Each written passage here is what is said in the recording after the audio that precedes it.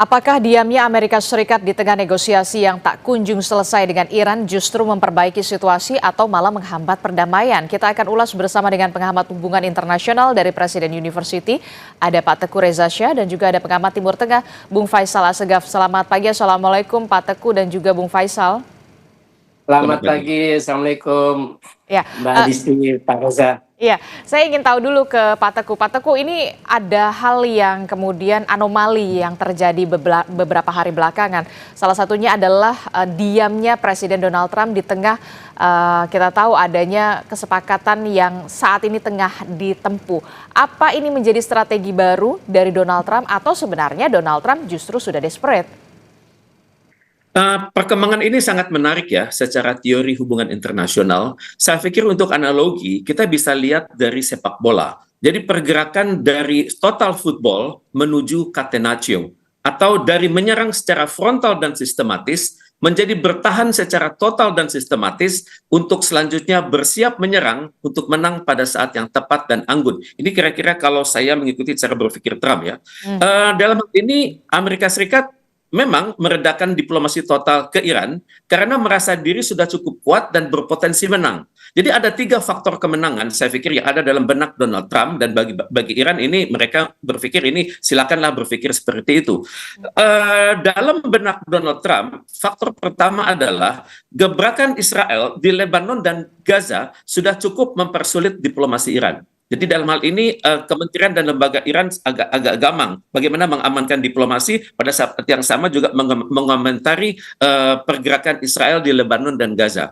Kedua, dalam pandangan Amerika Serikat, Iran ini sudah semakin lemah di dalam negerinya sendiri sehingga akan melunak dalam kebijakan nuklir dan Selat Hormuz. Ketiga, Amerika Serikat yang diam ini berpotensi menjadikan dirinya sebagai part of the problem, a part of the solution, itu bagian dari penyelesaian, sekaligus juga good boy atau pria yang baik. Sementara Iran dianalogikan sebagai part of the problem atau bagian dari masalah, dan bad boy, orang yang buruk. Dengan cara ini, opini dunia akan terbentuk untuk mendukung kebijakan jangka panjang Amerika Serikat. Juga kombinasi 1, 2, 3 di atas memungkinkan Amerika Serikat semakin percaya diri di hadapan parlemen Amerika Serikat dan mempersiapkan Partai Republik untuk pemilihan setelah bulan November mendatang. Demikian. Oke, jadi ini adalah strategi yang tengah dimainkan oleh seorang Donald Trump untuk bisa memperlihatkan kepada dunia kalau Amerika Serikat adalah part of solution dan juga Trump adalah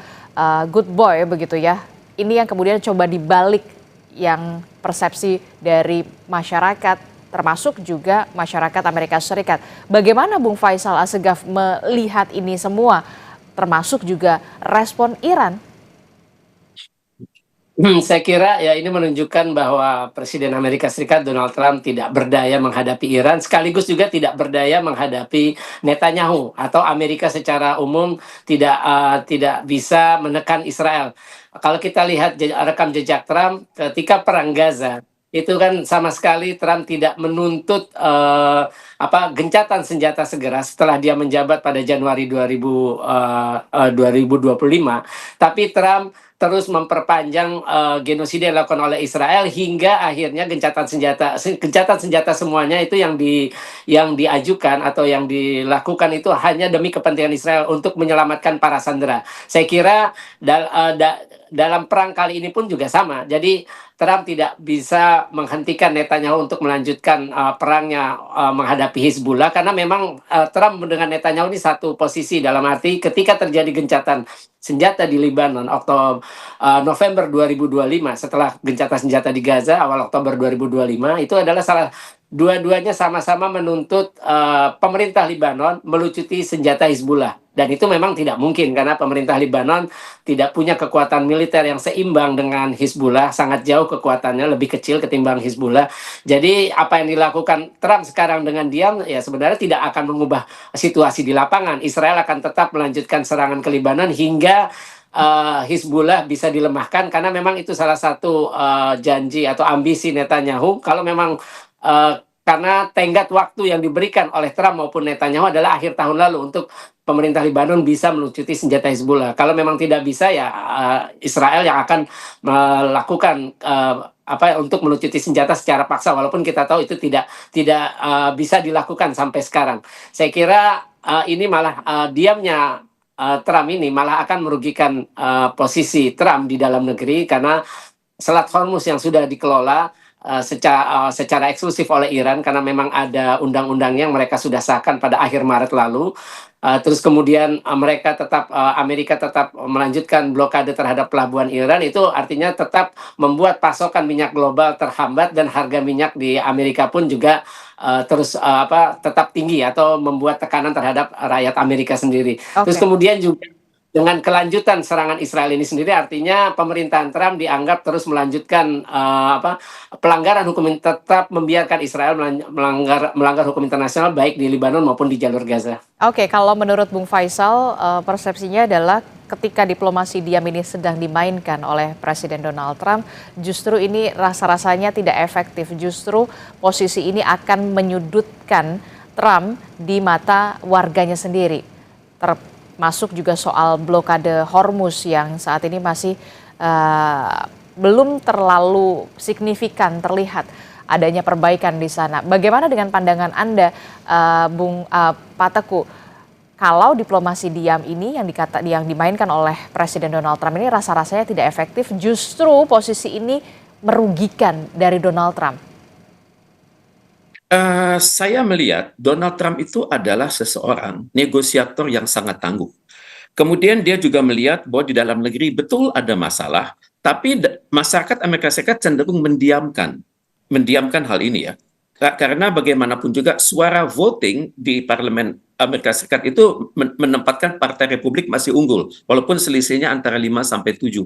Kemudian dalam hal ini juga Trump itu yakin sekali bahwa dia bisa mengubah situasi kapanpun. Memang benar kata Bang Faisal, Amerika Serikat sedang lemah, kemudian juga Amerika Serikat memiliki banyak masalah di dalam negeri. Tapi kalau saya mencoba mengikuti cara berpikir Trump, dia mencoba mengambil hati masyarakat Iran. Karena dengan serangan Israel yang terus-menerus ke berbagai front, itu menunjukkan bahwa dia hanya Amerika Serikat yang bisa menekan Israel, dan juga Amerika Serikat yang bisa berhubungan dengan kelompok-kelompok pro-Iran di luar negeri. Kemudian juga Amerika Serikat juga sadar bahwa kritik dari Iran itu sangat keras, di mana Iran mengatakan terjadi banyak sekali gencatan senjata oleh Israel, dan Amerika Serikat dalam hal ini masih diam karena dia berpikir bahwa dengan dia diam dia bisa menenangkan situasi di dalam negeri Amerika Serikat sendiri, dan juga bisa mengambil hati masyarakat Iran karena mereka mulai lihat bahwa sekarang ini Trump sudah berubah, dan untuk itu bisa saja ada tekanan dari dalam negeri agar para negosiator Iran yang dipimpin oleh Ketua Parlemen Iran Muhammad Baghir Ghalibaf itu untuk lebih fleksibel, sehingga nuklir itu bisa dibahas lebih lanjut. Kemudian juga Hormuz itu juga bisa dibahas dengan menyepakati hukum-hukum internasional dan juga aturan-aturan dari United Nations Convention on the Law of the Sea. Jadi demikian. Oke, menurut Bung Faisal seperti apa? Apakah efektif ini akan kemudian bisa berupaya memfleksibelkan Ghalibaf, termasuk juga mengambil hati masyarakat Iran? Anda yakin masyarakat Iran bisa diambil hatinya oleh Trump? Saya kira itu tidak akan terjadi ya, karena dari survei terakhir ini dilakukan stasiun pemerintah Iran, stasiun televisinya, 82,6% rakyat Iran puas dengan respon dari Angkatan Bersenjata maupun Garda Revolusi Islam Iran dalam menghadapi agresi Amerika dan Israel. Kemudian yang terakhir, tuntutan Iran itu sendiri, seperti dilansir stasiun televisi pemerintah Iran, IRIB, itu tidak ada sama sekali soal nuklir. Jadi Iran tidak mau lagi memasukkan soal program nuklirnya untuk dinegosiasikan dengan Amerika. Tuntutan Iran tetap Salah satu antara lain adalah gencatan senjata permanen, artinya bukan hanya di Iran, itu di Libanon, di Gaza, dan di semua front, artinya termasuk di Irak ataupun di Yaman nantinya. Terus kemudian juga meminta Amerika untuk cabut atau keluar dari Timur Tengah. Artinya itu tuntutan yang sangat, kalau memang Amerika memenuhi itu, artinya pukulan telak buat Amerika Serikat. Kemudian juga adalah pencabutan semua sanksi, terus juga pencairan semua dana atau aset Iran yang dibekukan oleh Amerika dengan sekutunya. Kemudian adalah permintaan kompensasi lebih dari 300 miliar dolar Amerika Serikat. Kemudian adalah menghormati pengelolaan Selat Hormuz atau lalu lintas Selat Hormuz. Karena yang dilakukan Iran sejak awal April adalah sesuai hukum positifnya. Karena mereka, Parlemen Iran sudah mengesahkan undang-undang pengelolaan Selat Hormuz. Jadi apa yang dilakukan oleh Trump ya tidak akan bisa menarik simpati rakyat Iran. Karena kita tahu rakyat Iran sejak hari pertama perang mereka turun ke jalan untuk mendukung apapun yang dilakukan oleh rezim yang sekarang ini dipimpin oleh Mujtaba Khamenei. Ini menunjukkan bahwa apa yang dilakukan Trump ini ya Trump tidak akan, kalau kita membayangkan presiden Amerika siapapun, Trump ataupun Biden ataupun sebelumnya Obama, semuanya memiliki istilahnya berlumuran darah rakyat Palestina. Ketika Obama menjabat itu ada perang Gaza 2008 sampai 2009, kemudian perang Gaza 2012, kemudian perang Gaza pada 2014, kemudian juga Biden kita tahu 2021, 2025 dan juga Trump juga 2025. Jadi apapun dilakukan Trump ataupun presiden Amerika sebelumnya adalah untuk kepentingan Israel. Trump melihat dia dengan diam, artinya dia membiarkan Israel mencoba mencapai tujuannya yang tentu saja tidak akan berhasil, yakni bagaimana melumpuhkan persenjataan atau kekuatan militer dari Hizbullah. Oke, tapi kemudian yang juga menjadi pertanyaan saya, ketika Presiden Donald Trump ini justru tengah diam, begitu diplomasi diam sedang dimainkan oleh Donald Trump, tapi justru Israel semakin dalam tanda kutip ya membabi buta untuk menginvasi Libanon begitu. Memang inikah taktik yang sebenarnya ingin dimainkan antara Amerika Serikat dan juga Israel? Ya, memang benar karena Trump itu adalah presiden paling berjasa kedua bagi Israel setelah Harry Truman. Harry Truman hanya butuh 11 menit untuk mengakui Israel setelah dideklarasikan oleh David Ben-Gurion pada 14 Mei 1948. Terus jasa yang sudah dilakukan Trump adalah dengan mengakui Yerusalem pada 6 Desember 2017, baik barat maupun timur sebagai ibu kota Israel, kemudian dilanjutkan dengan pemindahan kedutaan besar. Nah, yang sedang dilakukan oleh Trump sekarang adalah bagaimana melumpuhkan Iran sebagai pendukung semua milisi anti-Zionis sekaligus juga kelompok pejuang nasionalis Hamas dengan Jihad Islam di Gaza maupun Hizbullah di Libanon. Ya, itu yang ingin dilakukan oleh Trump sekarang. Ya, di Gaza mereka ingin menghabisi semua kelompok pejuang melalui Dewan Perdamaian. Kemudian di Hizbullah, Trump dengan Netanyahu satu posisi bagaimana melumpuhkan Hizbullah. Ya, ini adalah milisi yang paling kuat dari semua milisi yang didukung oleh Iran. Saya kira Trump tidak akan pernah menghukum Israel, ini sudah dibuktikan. Walaupun ada genosida, Trump sama sekali tidak melarang Netanyahu datang ke Amerika Serikat, atau apalagi kita tidak bisa membayangkan Trump untuk menghukum Netanyahu atau melaksanakan surat perintah penangkapan yang dikeluarkan ICC pada November 2024. Oke, Pak Teguh, bagaimana dengan perspektif Anda soal apa yang sudah disampaikan oleh Bung Faisal? Ini artinya justru ketika diplomasi diam di tengah dimainkan oleh Presiden Donald Trump, justru ini dalam tanda kutip ya, terlihat membiarkan Israel mencaplok dan juga semakin agresif untuk menginvasi Libanon begitu. Itu artinya justru negosiasi semakin jauh dari kata sepakat. Yang Bang Faisal katakan itu tepat sekali ya. Memang terjadi pembagian tugas ya antara Amerika Serikat dengan Israel. Tapi pada saat yang sama Trump mempermainkan papan catur yang lain begitu. Okay.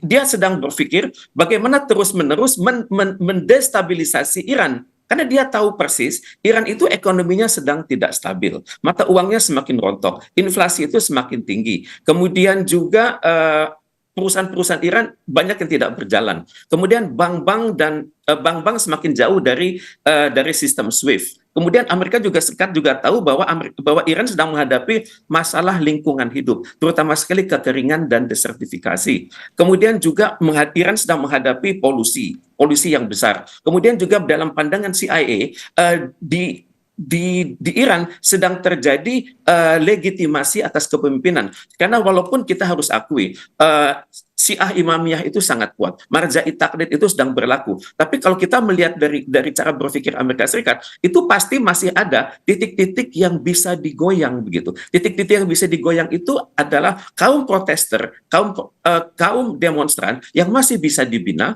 kemudian juga mereka yang mengkritisi pelanggaran hak asasi manusia, dan juga Amerika Serikat itu sangat berpeluang untuk menggoyang Iran dari perbatasan. Misalnya perbatasan barat itu ada Irak ya yang sekitar 1.400 km. Kemudian ada perbatasan timur laut itu Turkmenistan itu sekitar 1.100 km. Perbatasan timur Afghanistan sepanjang 900 km itu masih bisa digoyang karena dari titik-titik tersebut masih ada kelompok-kelompok minoritas, masih ada kelompok-kelompok yang bisa dirancang oleh Amerika Serikat untuk melawan pemerintah pusat. Jadi untuk itu kelak Amerika Serikat bisa saja menerapkan satu sistem namanya responsibility to protect, di mana satu kelengahan sedikit saja dari Iran dalam mengawal perbatasannya bisa dianggap ini merupakan satu pelanggaran atas hak asasi manusia, sehingga Amerika Serikat dapat dengan mudahnya menggalang sekutu-sekutu untuk menyerang Iran kembali dari barat, dari perbatasan dengan Irak, dari timur laut perbatasan dengan Turkmenistan, kemudian dari barat laut perbatasan dan Armenia, termasuk juga dari barat laut dengan perbatasan Azerbaijan. Jadi saya melihat bahwa di satu sisi kita terpukau melihat Amerika Serikat yang sedang menenangkan diri. Di pada saat yang sama, Amerika Serikat tentunya sedang berpikir-pikir bagaimana memenangkan hati masyarakat Iran dengan misalnya dalam beberapa hari ke depan mengatakan akan menghargai hasanah peradaban Iran. Misalnya untuk itu mengatakan tidak akan menyerang kota-kota tua seperti Susa, kota-kota tua seperti Shush, kemudian kota-kota tua seperti Hamadan. Dan juga Amerika Serikat akan mengatakan juga akan menghargai hak hidup masyarakat Iran di kota-kota besar seperti Kermanshah, Ahvaz, Qom, Tabriz, dan juga Shiraz hingga ke Teheran. Jadi tampaknya saya pikir Amerika Serikat sedang memikirkan papan catur yang lain, dan untuk itu sedang mencoba untuk menggoyang bukan saja kredibilitas para negosiator Iran, tapi juga memecah belah kementerian dan lembaga yang ada di Iran, juga menarik simpati dari masyarakat Iran yang saat ini kehidupannya, kalau saya melihat dari perspektif CIA, itu sedang susah dan sedang istilahnya itu war fatigue. Tapi kalau saya lihat dari perspektif pemerintah Iran, tidak ada war fatigue dari kami. Yang ada dari sekarang adalah keharusan kami bersatu dengan pemerintah kami, dan untuk itu kami akan membalas perlakuan Amerika Serikat yang telah membunuh pemimpin besar kami. Demikian. Oke, menarik sekali penjelasan dari Pak Teguh begitu. Di tengah diamnya atau di tengah diplomasi diamnya Presiden Donald Trump, tampaknya Donald Trump tengah mengatur strategi dengan papan catur yang lain, termasuk juga ada kemungkinan merangkul kaum minoritas yang ada di Iran untuk bisa digoyang dalam tanda kutip Iran. Apakah ini menurut Anda, Bung Faisal, akan berhasil? Ya, selama ini memang Amerika bersama Israel terus berusaha menggoyang rezim mullah di Iran, tapi sejauh ini kan tidak berhasil. Memang Mossad berhasil untuk membunuh para ilmuwan nuklir Iran, bahkan puncaknya pada November 2018, seperti disampaikan Netanyahu dalam sidang Majelis Umum PBB September 2018, bahwa Mossad berhasil mencuri semua program nuklir Iran.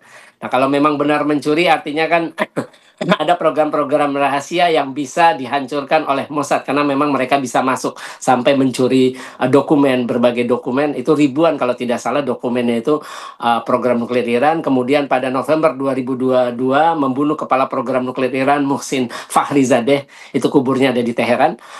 Terus kemudian juga mereka berusaha menggalang oposisi-oposisi di Iran. Terakhir adalah ketika demonstrasi anti rezim karena masalah nilai tukar yang ambruk, $1 sampai 1,4 sampai 1,7 juta rial Iran nilai tukarnya, itu Januari, berusaha menghasut, tapi ternyata itu tidak berhasil. Ketika Amerika maupun Israel dalam serangan hari pertama membunuh pemimpin tertinggi Ayatollah Ali Khamenei, terus kemudian menghasut rakyat Iran untuk turun ke jalan, itu juga tidak berhasil untuk menumbangkan rezim, malah sebaliknya mereka turun untuk untuk mendukung rezim Mullah melawan agresi Amerika dengan Israel. Satu-satunya cara buat Amerika maupun Israel adalah ya bagaimana dengan menguasai ibu kota Teheran atau melakukan invasi. Karena kan untuk mengganti sebuah rezim kan caranya ada dua. Bagaimana dengan menguasai ibu kota, pusat-pusat pemerintahan dengan cara agresi, dengan cara invasi. Karena dengan agresi militer dari udara itu tidak akan berhasil. Yang kedua caranya adalah bagaimana menciptakan people power di Iran. Tapi kan kenyataannya sampai sekarang tidak terjadi people power. Walaupun upaya bertahun-tahun untuk Oke. menumbuhkan semakin banyak kelompok oposisi di Iran, itu pun sudah gagal dilakukan Amerika maupun Israel. Oke, terakhir saya mau ke Pak Teguh. Pak Teguh, setelah diplomasi diam yang saat ini tengah dimainkan oleh Presiden Donald Trump, lantas bagaimana nasib negosiasi ini bisa mencapai kata sepakat? Perlukah ada negara-negara penjamin, negara-negara penjaga untuk bisa mengawal dalam waktu dekat setidaknya ada kesepakatan yang bisa terjadi? Terima kasih. Dalam benak Donald Trump saat ini, yang dia pikirkan itu adalah exit strategi ya. Dalam hal ini adalah dia bisa keluar dari krisis dan selanjutnya mengatakan dirinya menang perang. Antara lain mengatakan saya akan membuka Selat Hormuz, tetapi terbatas sampai Iran benar-benar menunjukkan sikapnya yang lebih demokratis. Itu mungkin dia lakukan. Kemungkinan kedua juga dia mungkin mengatakan Iran memang belum terbukti akan bergerak ke arah senjata nuklir, tapi untuk itu ada persentase yang harus disepakati dengan Nuclear Non-Proliferation Treaty. Kemudian juga Amerika Serikat tentunya harus berpikir bahwa kerja keras Pakistan itu penting ya. Tapi pada saat yang sama kita melihat ada keterbatasan Pakistan dan juga ada keterbatasan dalam negosiasi itu sendiri. Karena negosiasi itu berjalan secara tidak langsung. Amerika Serikat berada di kamar A, Pakistan bergerak dari kamar B ke kamar A, kemudian juga Amerika Serikat berada di kamar C. Jadi ini adalah hal-hal yang menyulitkan diplomasi itu sendiri. Tapi untuk itu tentunya kita bisa berharap PBB dalam hal ini Sekjen PBB hendaknya lebih proaktif karena dunia bisa menuju satu perang kawasan dan juga organisasi-organisasi besar seperti Organisasi Konferensi Islam, Liga Arab dan juga gerakan non-blok itu hendaknya turut memperhatikan. Dan untuk itu saya melihat adanya potensi Indonesia berperan di situ menggalang solidaritas dari OKI, GNB dan Liga Arab dan ataupun Indonesia bergerak cepat merancang sebuah resolusi yang kuat di Majelis Umum PBB. Terima kasih. Oke, sudah saatnya dunia kemudian mengambil alih dan ikut berkontribusi dalam upaya kesepakatan yang terjadi antara Amerika Serikat dan juga Iran, termasuk juga PBB, kemudian ada gerakan atau gerakan non-blok, termasuk juga Indonesia. Ini menjadi momentum yang tepat dirasa untuk bisa juga ambil bagian mewujudkan perdamaian ini. Terakhir saya ingin ke Bung Faisal. Kalau kemudian Amerika Serikat agak lama nih diemnya, stabilitas geopolitik tentu saja di Timur Tengah bahkan dunia sudah pasti terganggu. Akankah ini justru memunculkan konflik yang lebih luas ke depannya? Singkat saja. Ya kalau Iran selama ini membuktikan mereka tidak mau menyerang negara lain. Mereka sudah membuktikan dalam 2 kali perang. Yang mereka lakukan adalah membela diri ketika diserang oleh negara lain. Terima kasih. Oke, baik, nanti kita akan lihat bagaimana peran dari negara-negara di Timur Tengah, bahkan di negara Teluk, termasuk juga Indonesia dan juga negara lainnya untuk bisa mewujudkan adanya perdamaian antara Amerika Serikat dan juga Iran, termasuk juga Indonesia yang kita akan tunggu bagaimana perannya. Terima kasih Pak Teguh Reza Shah dan juga Bung Faisal Assegaf telah bergabung bersama kami. Sehat selalu Bapak-Bapak, Assalamualaikum, selamat pagi. Waalaikumsalam warahmatullahi wabarakatuh. Terima kasih.